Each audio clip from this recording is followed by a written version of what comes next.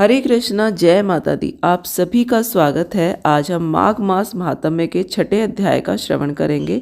तो चलिए कथा प्रारंभ करते हैं। दत्ताश्रय ने कहा, हे राजन, माघ मास महात्म्य का एक और प्राचीन इतिहास मैं तुमको सुनाता हूँ।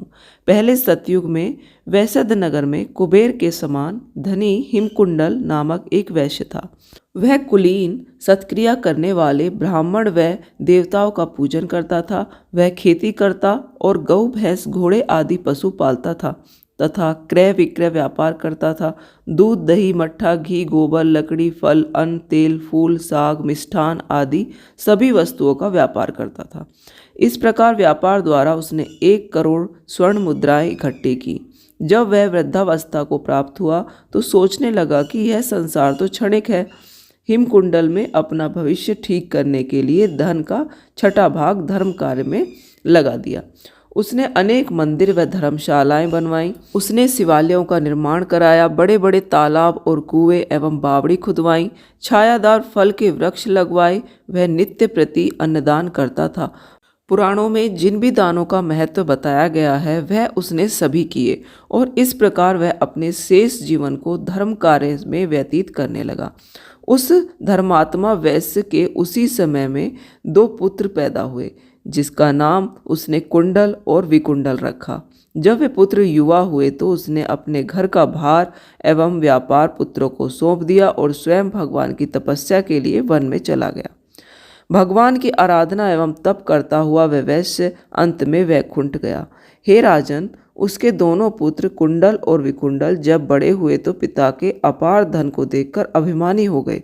वे दुष्टों की संगत में पड़कर दुष्कर्म करने लगे, माता तथा गुरुजनों के वचन नहीं मानते थे और अधर्मी बन वे गलत मार्ग पर चलते हुए पर स्त्रीगामी हुए। वे वैश्या एवं दुराचारणी स्त्रियों के साथ हमेशा रहते। वे हर समय धूर्त पतित और मक्कार पुरुषों से घिरे रहते। अच्छे कीमती वस्त्र धारण करते, चंदन कस्तूरी आदि तिलक लगाए अपने ऐश्वर्य दिखाने के लिए मूल्यवान आभूषणों को धारण करते थे। उनकी सवारी में घोड़े हाथी रथ मौजूद रहते थे। हमेशा मदपान करते और मदमस्त हुए समस्त दिशाओं में घूमा करते थे। प्रतिदिन भोग विलास में लीन रहकर उन्होंने अपने पिता का बहुत सा धन नष्ट कर दिया। वैश्याओं और धूर्तों ने अवसर का लाभ उठाया। उन्होंने धीरे धीरे उनका सारा धन नष्ट कर दिया। इस प्रकार उनका सारा धन और वैभव नष्ट हो गया। तब उनकी आंखें खुली। वे दुखी रहने लगे, परम दरिद्र हो गए और भूख से व्याकुल होने लगे। जब धन नहीं रहा तो मित्र स्वजन और सेवक सब उन्हें छोड़कर चले गए। उनके साथी उनकी निंदा करने लगे। भूख से व्याकुल हो गए तो वे चोरी करने लगे। कर्जदारों के और राजभय से वह नगर छोड़कर वन में रहने लगे। वहां वे जानवरों का शिकार करके मांस खाने लगे। एक दिन वे पापी किसी पर्वत की ओर चले। वहां पर बड़े भाई को सिंह ने खा लिया और उसी दिन छोटे भाई को वन में सांप ने डस लिया। एक ही दिन में दोनों की मृत्यु हो गई। तब यमदूत उन दोनों को बांधकर धर्मराज के पास पहुँचे और बोले, ये दोनों महान पापी हैं, हम इनको ले आए हैं। जैसे आप आज्ञा दें वैसे ही इनके साथ व्यवहार किया जाए।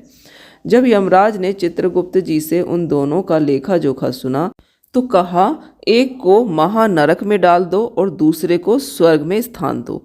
यमराज की आज्ञा पाते ही दूतों ने कुंडल को महानरक में डाल दिया और विकुंडल से मधुर वाणी में कहा, आप स्वर्ग में पधार कर वहाँ के दिव्य सुखों का उपयोग करें। उन दूतों की बात को सुनकर विकुंडल संशय में रह गया। यहाँ पर माघ मास महात्म्य का 6ठा अध्याय समाप्त होता है।